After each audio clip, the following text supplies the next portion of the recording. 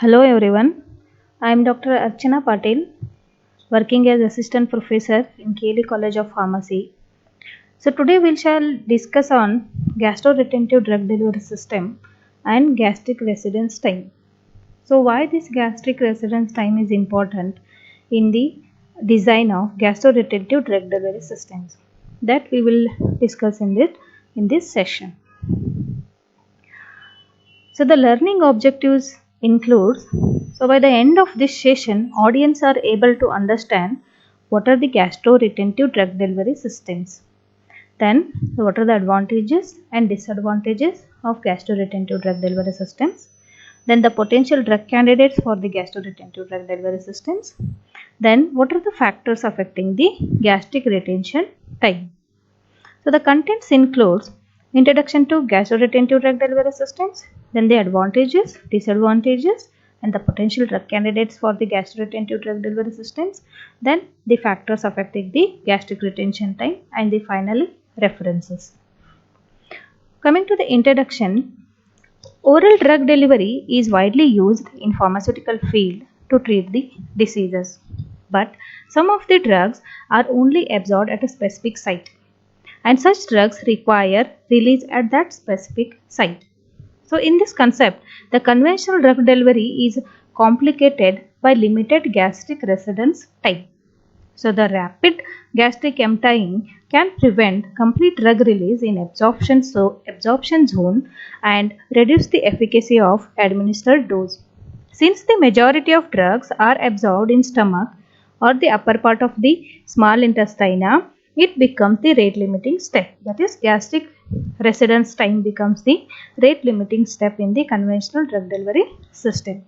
Thus, this gastroretentive drug delivery system came into existence with the aim of increasing the gastric residence time of the dosage form and the site-specific drug delivery at the stomach. And how we can obtain this? This is obtained by retaining the dosage form into the stomach, and the drug is being released at the controlled manner at a specific site. So what are gastroretentive drug delivery systems?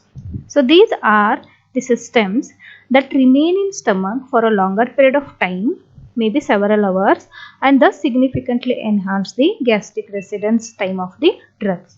Or you can also define it as it is an approach to prolong the gastric residence time, thereby targeting site-specific release of drugs in the upper gastrointestinal tract for the local or the systemic effects.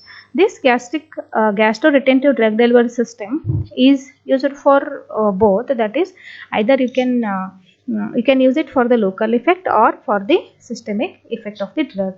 So, what is gastric residence time? So, this is the time which a drug retains in the stomach. So, how long the drug remains in the stomach is nothing but the gastric residence time. So before going to the factors affecting or the gastroretentive drug delivery system, their advantages and disadvantages, in short we'll see the anatomy of the stomach. So the stomach is one of the organ with a capacity for the storage and mixing. So it stores the food and it mixes the food. So the stomach is divided into two parts, that is proximal stomach, which consists of the fundus and the body, and the distal stomach which consists of the antrum and the pylorus. So what happens actually, after a meal the digested food will be processed into a chyme and then it is passed to the small intestine, leaving only a residue of mucus and the undigested solids in the stomach. So the only undigested food is retained in the stomach and the digestible food will empty the stomach and enter into the intestine. And this undigested food remain in the stomach until the small intestine has finished absorbing nutrients from the chyme, that is approximately 2 hours. So this is what the process of drug emptying. So the stomach, as I mentioned, it is divided into two parts, and here the fundus and the body reserves the undigested food. The undigested food is reserved by the fundus and the body. So the last part, that is antrum, is the region which is responsible for mixing and grinding of the gastric contents. So here the contents will be mixed. And the antrum also, this antrum also acts as a pump so that the contents of the stomach can be emptied into the intestine. So what are the advantages of gastroretentive drug delivery systems? So we'll see one by one. That is, the first is effective drug delivery or effective delivery of the drugs with a narrow absorption window. So what is narrow absorption window? That is, the drugs with narrow absorption window are those drugs which are absorbed only from the particular site of the GIT, usually the first part of the GIT, that is nothing but the stomach. And therefore the typical sustained release formulation of these drugs cannot provide a true long acting drug release, because if you prepare only a sustained release drug delivery of such drugs, they may be releasing the drug in a sustained manner for a longer period of time, but they will not be absorbed when they enter into the intestine there, because their absorption site is in the stomach. So after gastric emptying, it is going into the intestine and then into the colon. So there they are not going to absorb. Even though if you are preparing the sustained release dosage form, they will not provide a long acting drug release. So such drugs, the drug delivery can be achieved by developing a gastroretentive drug delivery system. Then the site specific drug delivery. So as we mentioned that some of the drugs are have an absorption window at the stomach, or their action is needed in the stomach. So for example, antacids and all, their action is needed in the stomach. So such drugs can be formulated into a gastroretentive delivery system for the site specific drug delivery. Then enhancing the bioavailability of the drugs which have the bioavailability problems. So why this bioavailability problem occurs? That is because gastric emptying of these drugs will not retain in because of the gastric emptying, that is, these drugs will not remain in stomach for a longer period of time, which is their absorption site. So less amount of drug is absorbed, and this leads to reduction of the bioavailability of that drug. So by using the gastroretentive drug delivery system, the bioavailability of such drugs can be increased. Then the next is inhibits the metabolizing effects of the enzyme. So if the metabolizing effect or the metabolism of the drug is reduced, then the bioavailability of the drug can be increased. Then the next is reduced dosing and the increased patient compliance. Okay, if the same thing, that if the bioavailability is increased, if the absorption is more, the bioavailability will be more. If the bioavailability will be more, then the dose required in the particular dosage form will be reduced. And if the the increase in the patient compliance, that is because there are no any other methods of administration. You are not giving it by any other routes or any painful with any painful procedures and all. The same conventional dose how they are taking, the same way they have to take this gastroretentive delivery system. Therefore it is increases the patient compliance, and also as the dose is reduced, the dosage forms will become economic. Then the next is reduced Cmax and prolonged drug levels above the minimum effective concentration. So what is Cmax? Cmax is the maximum drug concentration in the serum, or you can also call it as peak plasma drug concentration. So you may be knowing that there are 3 levels of drug concentrations in the plasma, that is minimum effective concentration, then the therapeutic level and the toxic level. So here what they mention is reduced Cmax and prolonged drug levels above the minimum effective concentration. So if the Cmax, that is the maximum peak plasma concentration, is more, then the side effects or the adverse effects will be more. So if it reduces the Cmax and the level of concentration of drug will be above the minimum effective concentration, in the sense it is in the therapeutic level, or you can say in the therapeutic window. So if it is in the therapeutic window and the Cmax is reduced, then the associated adverse effects can be avoided. Then the next is reduced fluctuations in plasma drug concentration. This is achieved because the drug is released in the controlled manner. So therefore fluctuations in the plasma drug concentration can be reduced. Then improved safety profile for drugs with side effects associated with the high Cmax. So as we have discussed, if the Cmax is more, then the associated side effects will be more. So the safety profile of the drugs is increased by reducing the Cmax. Then improved selectivity for the receptor activation. So so what do you mean by receptor selectivity? So it is nothing but to the extent to which the receptor binds with a particular drug rather than other molecules. So here some of the drugs bind to a receptor, they become active and produce the therapeutic effect. So by improving the selectivity of the drug for a receptor, then the bioavailability, absorption, and as well as the therapeutic effect can be increased. Then targeted therapy for the local elements in the upper GIT. So some of the drugs, that is local effect if you want in the stomach, that can be achieved, that is targeted delivery of the drug can be achieved by this gastroretentive drug delivery systems. Then reduced mucosal irritation due to slow and controlled release of the drugs. So many of the drugs are causing gastric irritation, that can be reduced due to slow and controlled release of the drug from this gastroretentive drug delivery systems. Ease of administration and the patient compliance. So administration will be easy and the patient compliance will be more. So these are some of the advantages of the gastroretentive drug delivery systems. So what are the disadvantages of gastroretentive drug delivery systems? So these you can call it as a limitations of gastroretentive drug delivery systems also. So advantages and limitations are same for this.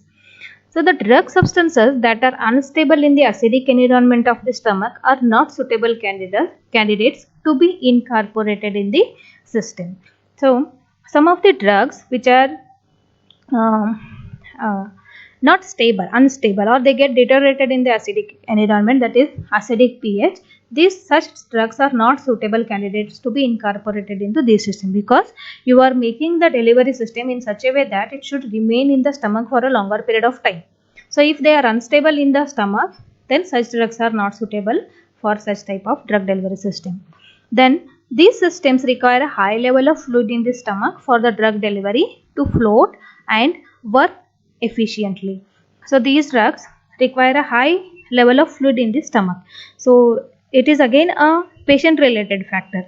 So you want the dosage form to float in the stomach, then the high level of the fluid should be there in the stomach. And this is again one of the limitation, that you have to instruct the patient about the food intake, type of food intake, then the frequency of food intake, that all you have to instruct the patients, and therefore depend on the how much they take and what quantity they take and what type of food they take, the efficacy of the dosage form differs. That is again one of the disadvantage or limitation of this system.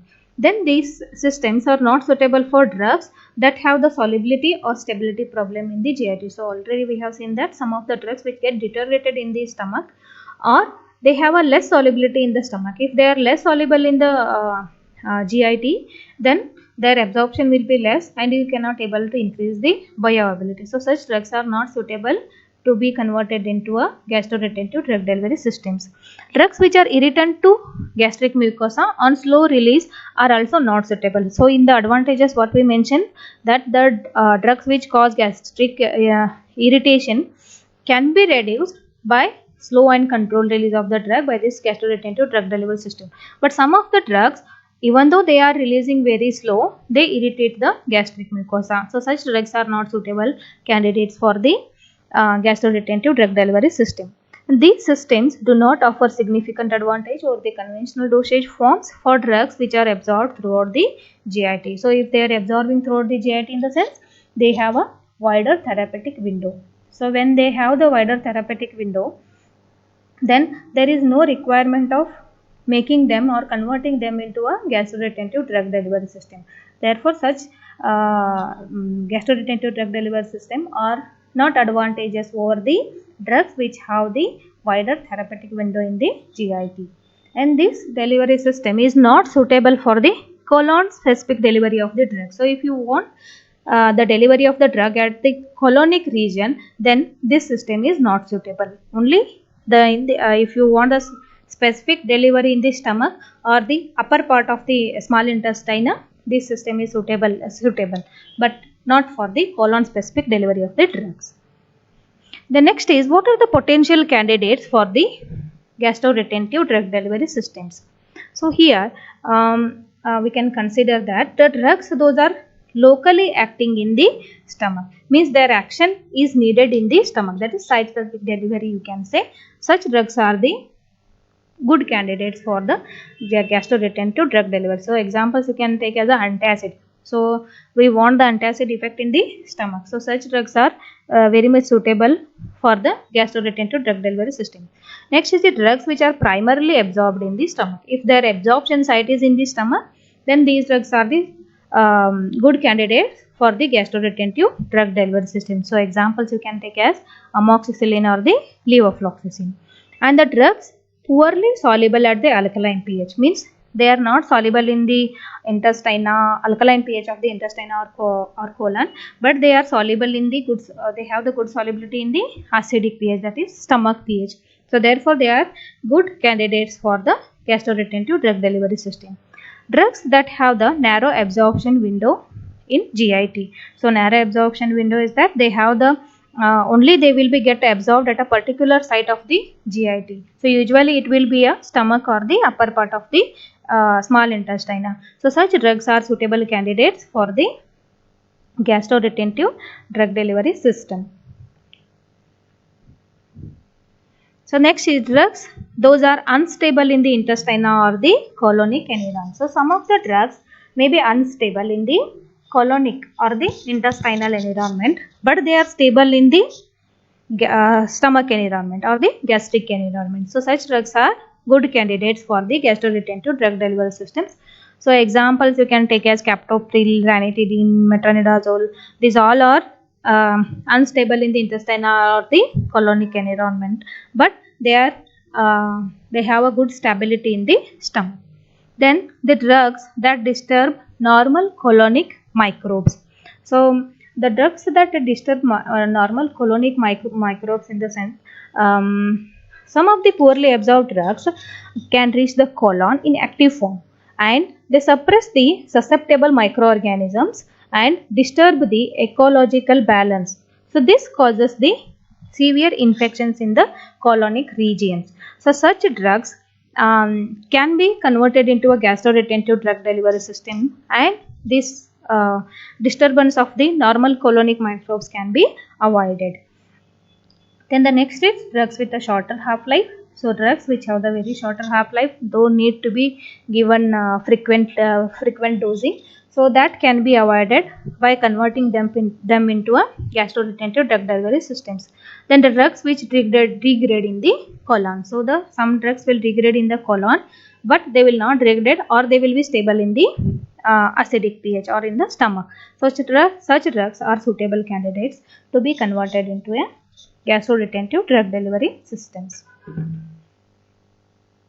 So now we'll see what are the factors affecting the gastric retention time, or you can say the gastric retention. So we'll see one by one. So the first one is density. So when we say density, that is it affects the gastric emptying rate and determines the location of the system in the stomach. So this gastric the density of the dosage form determines the location of the system in the stomach.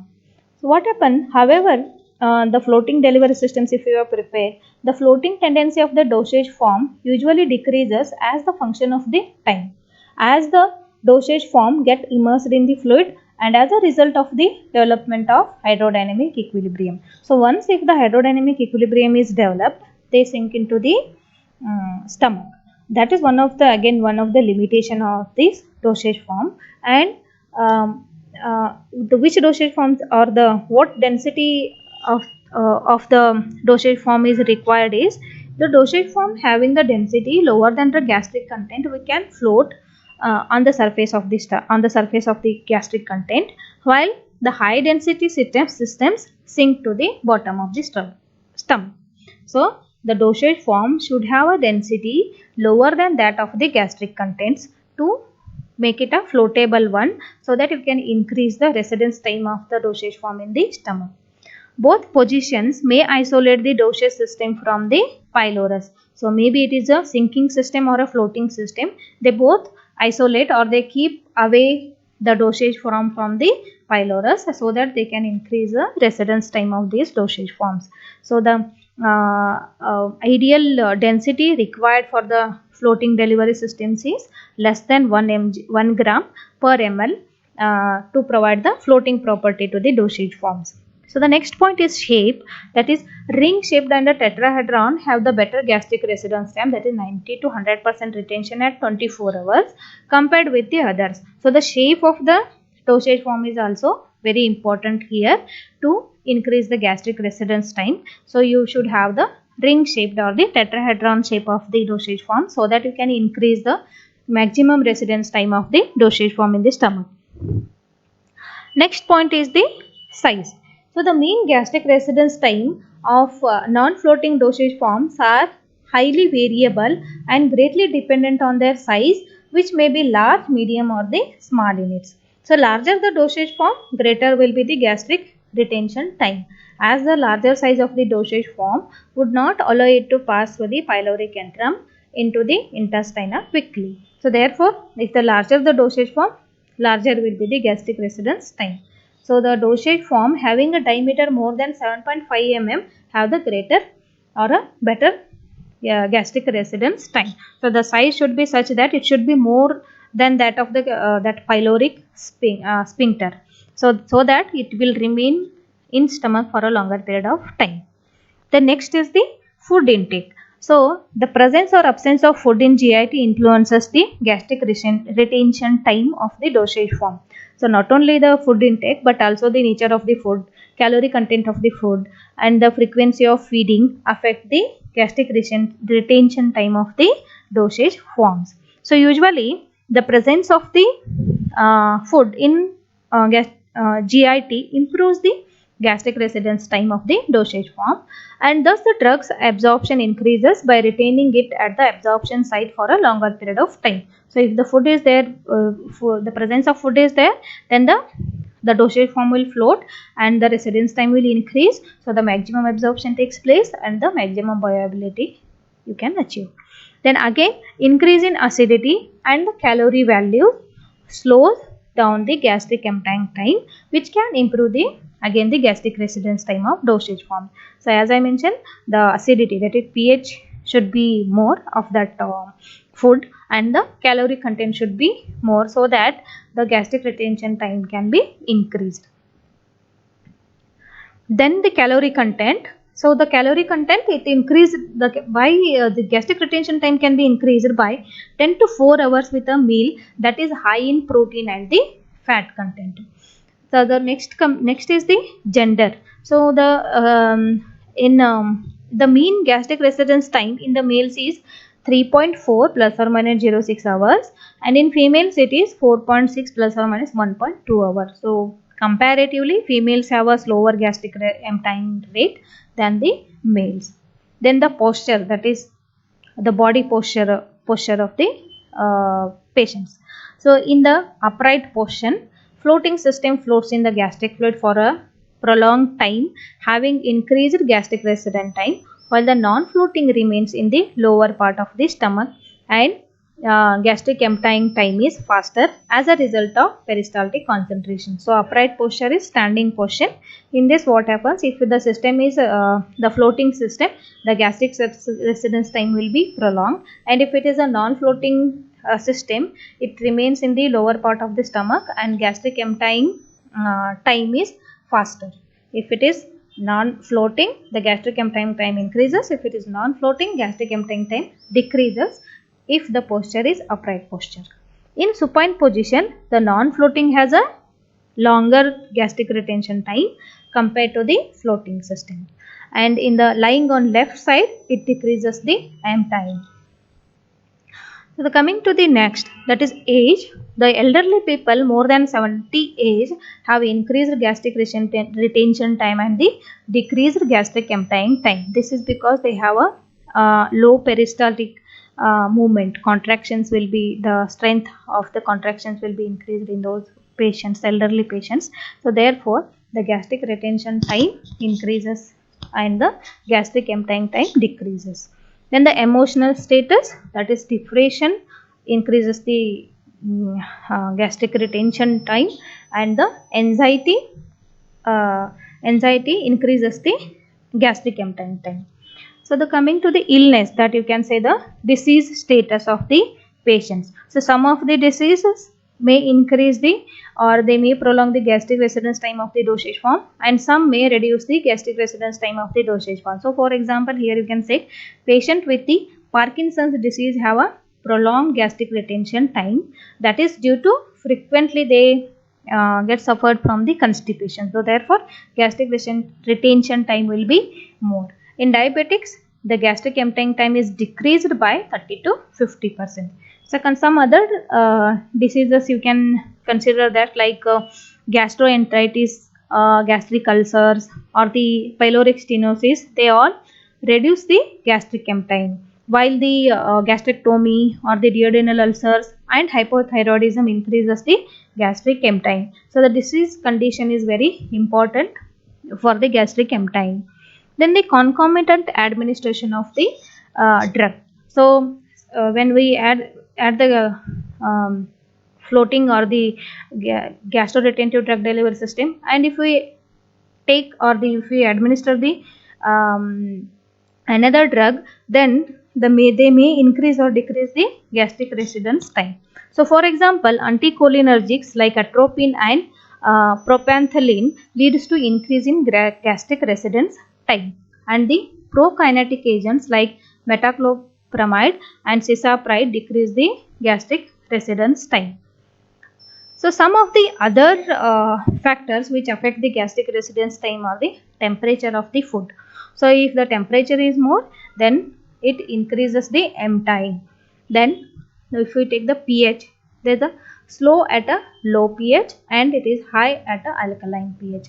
So if the pH is low, if pH is low, then the gastric emptying will be slow, and if the pH is high, then the gastric emptying will be fast.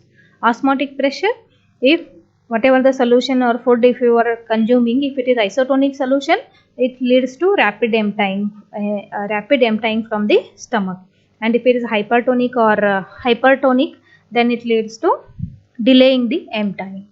Then vigorous exercise slows the gastric emptying. Then the state of the food, whether it is in the solution form or it in the suspension form. If it is in solution and suspension form, it empties rapidly as they are in the solution form.